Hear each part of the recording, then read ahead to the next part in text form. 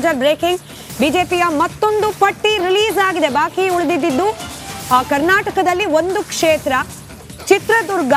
ಚಿತ್ರದುರ್ಗಕ್ಕೆ ಅಚ್ಚರಿಯ ಅಭ್ಯರ್ಥಿಯ ಘೋಷಣೆ ಆಗಿದೆ. ಯಾರದು ಅಚ್ಚರಿಯ ಅಭ್ಯರ್ಥಿ? ಗೋವಿಂದ ಕಾರಜೋಳ. ಅಚ್ಚರಿ ಅನ್ನೋದಕ್ಕಿಂತ ಒಂದು ರೀತಿಯಲ್ಲಿ ಇತ್ತು ನಿರೀಕ್ಷೆ, ಗೋವಿಂದ ಕಾರಜೋಳ ಅವರಿಗೆ ನೀಡಬಹುದು ಅಂತ ಹೇಳಿ. ರಿಸರ್ವೇಶನ್ ಕಾನ್ಸ್ಟಿಟ್ಯೂಯನ್ಸಿ ಅದು. ಗೋವಿಂದ ಕಾರಜೋಳ ಅವರ ಹೆಸರನ್ನ ಬಿಜೆಪಿ ಇದೀಗ ಅಧಿಕೃತ ಅಭ್ಯರ್ಥಿ ಅಂತ ಹೇಳಿ ಪ್ರಕಟಿಸಿದೆ. ಚಿತ್ರದುರ್ಗದಿಂದ ಕಣಕ್ಕಿಳಿತಿದ್ದಾರೆ ಬಿಜೆಪಿ ಅಭ್ಯರ್ಥಿಯಾಗಿ ಗೋವಿಂದ ಕಾರಜೋಳ ಅವರು.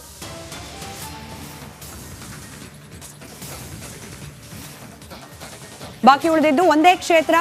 ಮೈತ್ರಿ ಪಾರ್ಟ್ನರ್ಸ್ಗೆ 3 ಕ್ಷೇತ್ರವನ್ನ ಬಿಟ್ಕೊಟ್ಟಿದ್ದಾರೆ ಜೆಡಿಎಸ್ಗೆ. ಮೂರು ಕ್ಷೇತ್ರದಿಂದ ಇಂತಿಂತ ಅಭ್ಯರ್ಥಿಗಳು ಕಣಕ್ಕಿಳಿಬಹುದು ಅನ್ನೋ ಸೂಚನೆಯನ್ನ ಕುಮಾರಸ್ವಾಮಿ ಅವರು ನೀಡಿದ್ದಾರೆ. ಅಧಿಕೃತ ಅನೌನ್ಸ್ಮೆಂಟ್ ಬಾಕಿ ಇದೆ. ಇನ್ನುಳಿದಂತೆ ಬಿಜೆಪಿ ಪಾಲಿಗೆ ಬಂದಿರತಕ್ಕಂತ 24 ಕ್ಷೇತ್ರಗಳ ಪೈಕಿ 23ರ ಹೆಸರನ್ನ ಪ್ರಕಟಣೆ ಮಾಡಲಾಗಿತ್ತು. ಬಾಕಿ ಉಳಿದಿದ್ದು ಚಿತ್ರದುರ್ಗ.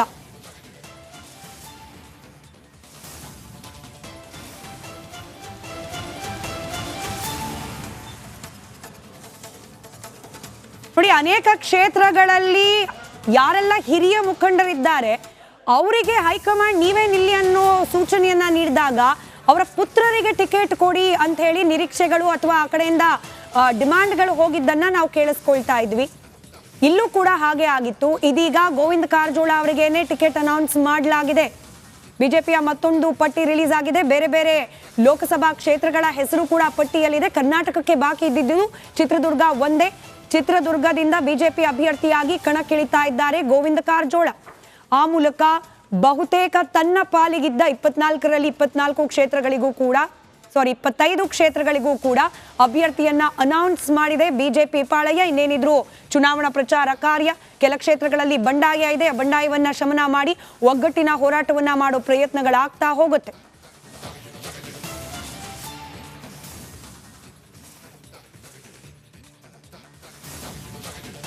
ಎಸ್ ನೋಡಿ, ಭಾರಿ ಕುತೂಹಲ ಇತ್ತು. ಯಾಕಂತ ಹೇಳಿದ್ರೆ ಸಿಟ್ಟಿಂಗ್ MP ನಾರಾಯಣ ಸ್ವಾಮಿ ಅವರಿಗೆ ಟಿಕೆಟ್ ತಪ್ಪಿ ಹೋಗುತ್ತೆ ಅನ್ನೋ ವಿಚಾರ ಗೊತ್ತಾಗ್ತಾ ಇದ್ದಂತೆ ಒಂದಿಷ್ಟು ಅಸಮಾಧಾನಗಳೆಲ್ಲವೂ ಇದ್ವು.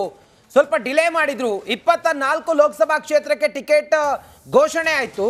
ಒಂದು ಕ್ಷೇತ್ರವನ್ನ ಹಂಗೆ ಪೆಂಡಿಂಗ್ ಇಟ್ಕೊಂಡಿದ್ರು, ಚಿತ್ರದುರ್ಗವನ್ನ. ಈಗ ಗೋವಿಂದ ಕಾರಜೋಳ ಅವರಿಗೆ ಅಳೆದು ತೂಗಿ ಟಿಕೆಟ್ ಅನ್ನ ಕೊಟ್ಟು ಆ ಮೂಲಕ ಗೋವಿಂದ ಕಾರಜೋಳ ಅವರು ಚಿತ್ರದುರ್ಗ ಲೋಕಸಭಾ ಕ್ಷೇತ್ರದಿಂದ ಕಣಕ್ಕಿಳಿತಾರೆ. 25ಕ್ಕೆ 25 ಬಿಜೆಪಿಯ ಪಾಲಿನ 25 ಕ್ಷೇತ್ರಗಳಿಗೆ ಈಗ ಎಲ್ಲವೂ ಫುಲ್ಫಿಲ್ ಆಗಿದೆ. ಇನ್ನು 3 JDS ಬಿಟ್ಟಿದ್ದು, JDS ಅಧಿಕೃತವಾಗಿ ಘೋಷಣೆಯನ್ನ ಮಾಡೋದು ಮಾತ್ರ ಬಾಕಿ ಇದೆ. ನೋಡಿ, ಬಹಳ ಕ್ಲಿಯರ್ ಆಗಿದೆ. ಚಿತ್ರದುರ್ಗದಲ್ಲಿ ಗೋವಿಂದ ಕಾರಜೋಳ ಅವರು ಸ್ಪರ್ಧೆ ಮಾಡೋದು ಕುತೂಹಲ ಇದ್ದದ್ದು. ಯಾರು ಸ್ಪರ್ಧೆ ಮಾಡ್ತಾರೆ? ಮೀಸಲು ಕ್ಷೇತ್ರ ಆಗಿರೋದ್ರಿಂದಾಗಿ ನಾರಾಯಣ ಸ್ವಾಮಿ ಅವರಿಗೆ ಟಿಕೆಟ್ ತಪ್ಪಿ ಹೋಗುತ್ತೆ ಅನ್ನೋದ್ರಿಂದಲೇ ಸ್ವಲ್ಪ ಡಿಲೇ ಮಾಡಿದ್ರು. ಹಾಗಾಗಿ ಒಂದು ಲೆಕ್ಕಾಚಾರದೊಂದಿಗೆ ಗೋವಿಂದ ಕಾರಜೋಳ ಅವರಿಗೆ ಟಿಕೆಟ್ ಕೊಟ್ಟಿದ್ದಾರೆ. ನೋಡ್ಬೇಕು ಚಿತ್ರದುರ್ಗದ ರಣಕಣ ಎಷ್ಟು ದೊಡ್ಡ ಮಟ್ಟದಲ್ಲಿ ಹೀಟ್ ಆಗುತ್ತೆ ಅನ್ನೋದು. ರಘುಚಂದ್ರನ್ ಕಡೆ ಕ್ಷಣದವರೆಗೂ ಕೂಡ ತಮಗೆ ಟಿಕೆಟ್ ಸಿಗಬಹುದು ಅಂತ ಹೇಳಿ ಪ್ರಯತ್ನ ಪಡ್ತಲೇ ಇದ್ರು. ಆದ್ರೆ ನಿರಾಸೆ. ಹೊಳಲ್ಕೆರೆ ಶಾಸಕ ಚಂದ್ರಪ್ಪ ಅವರ ಪುತ್ರ ರಘುಚಂದನ್ ಕೆಲವೇ ಕ್ಷಣಗಳ ಹಿಂದೆ ಅವರ ಫೋಟೋವನ್ನ ಕೂಡ ನೀವು ಗಮನಿಸಿದ್ರಿ. ಅವ್ರಿಗೆ ಸಿಗಬಹುದು ಅನ್ನೋ ರೀತಿ. ಎಸ್, ಗೋವಿಂದ ಕಾರಜೋಳ ಅವರೇ ನಮ್ಮ ಜೊತೆ ದೂರವಾಣಿ ಸಂಪರ್ಕದಲ್ಲಿ. Sir, first of all congratulation.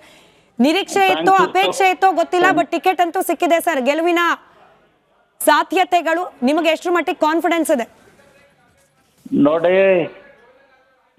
Ticket announce ಮಾಡಿದ್ರ ಬಗ್ಗೆ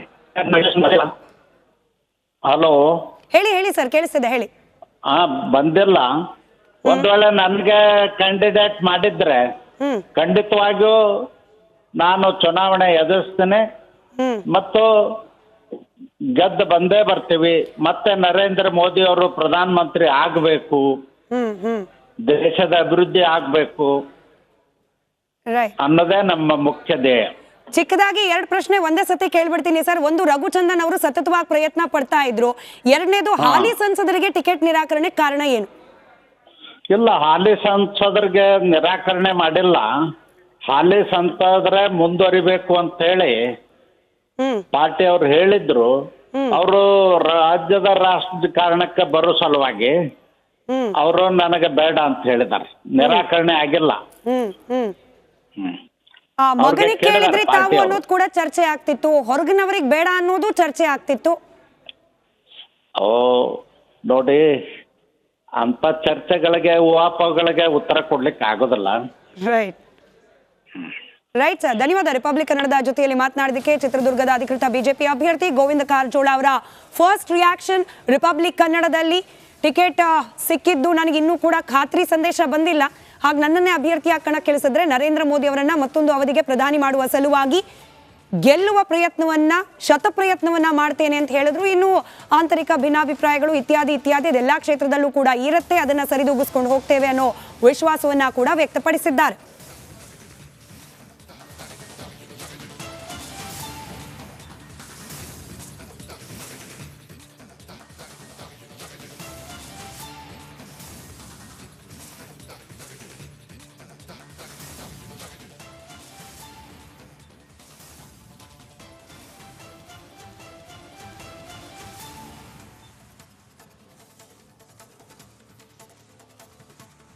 ರೈಟ್, ಇದೊಂದು ಮೇಜರ್ ಅಪ್ಡೇಟ್ ಇತ್ತು. ಕ್ಷಮೆ ಇರಲಿ 3 ಜನದ ಹತ್ರ ಕೂಡ, ಯಾಕಂತಂದ್ರೆ ಇದು ಮೇಜರ್, ನಾವು ತೋರಿಸಲೇಬೇಕಿತ್ತು.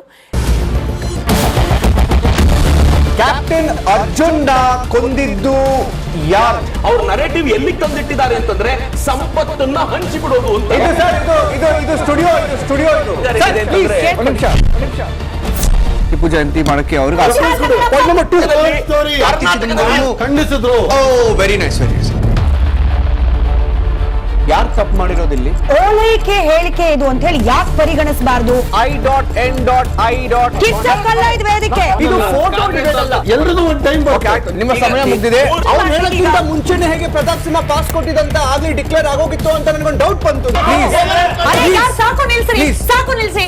ಕೆಟ್ಟ ಪದ ಬಳಕೆ ಕಾಂಪಿಟೇಷನ್ ಇಟ್ಟಿಲ್ಲ ನಾವಿಲ್ಲಿ.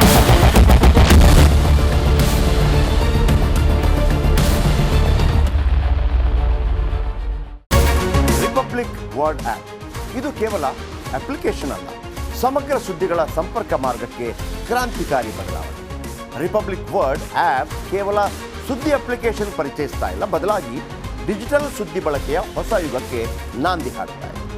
ಇದೊಂದು ಬ್ರೇಕಿಂಗ್ ನ್ಯೂಸ್, ಪ್ರಭಾವಶಾಲಿ ಕಾರ್ಯಕ್ರಮಗಳಿಗೆ ಗಟ್ಟಿಯಾದ ವೇದಿಕೆ. ಇಲ್ಲಿ ಕೇವಲ ತಾಜಾ ಸುದ್ದಿ, ಅದರ ನೇರ ಪ್ರಸಾರ ಮತ್ತು ಚರ್ಚೆಗಳಿಗೆ ಮಾತ್ರ ಅವಕಾಶ. ರಿಪಬ್ಲಿಕ್ ವರ್ಲ್ಡ್ ಆಪ್ ಡೌನ್ಲೋಡ್ ಮಾಡಿಕೊಳ್ಳಿ. ಗೂಗಲ್ ಪ್ಲೇಸ್ಟೋರ್ ಮತ್ತು ಆಪಲ್ ಆಪ್ ಸ್ಟೋರ್ನಲ್ಲಿ ಲಭ್ಯವಿದೆ. ನಮಸ್ಕಾರ, ಕರ್ನಾಟಕ ಪ್ರೈಮ್ ಟೈಮ್ಗೆ ಸ್ವಾಗತ. ನಾನು Jayaprakash Shetty.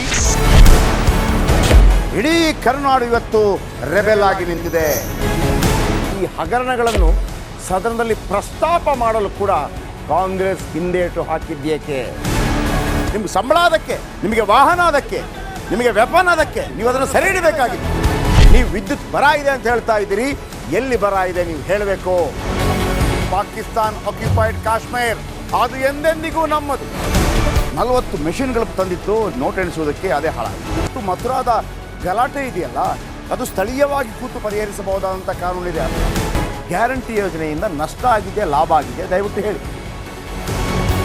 Dawood Ibrahim most wanted criminal ಯಾವಾಗಾದ ಅಂದರೆ ಇಲ್ಲಿ ತನಕ ಭಾರತ ದೇಶದಲ್ಲಿ ಓರ್ವ ದಲಿತ ಪ್ರಧಾನಿಯಾದಂಥ ಇತಿಹಾಸವೇ ಇಲ್ಲ.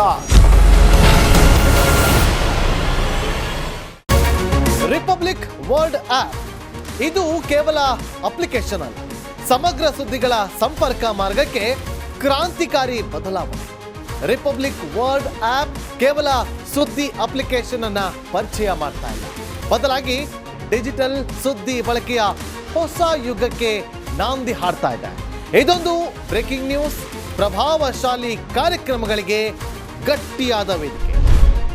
ರಿಪಬ್ಲಿಕ್ ವರ್ಲ್ಡ್ ಅಪ್ಲಿಕೇಶನ್ ಈಗ ಲೈವ್ ಆಗಿದೆ. ಗೂಗಲ್ ಪ್ಲೇಸ್ಟೋರ್ ಮತ್ತು ಆಪಲ್ ಆಪ್ ಸ್ಟೋರ್ ಎರಡರಲ್ಲೂ ಲಭ್ಯವಿದೆ. ಈಗಲೇ ಡೌನ್ಲೋಡ್ ಮಾಡಿ.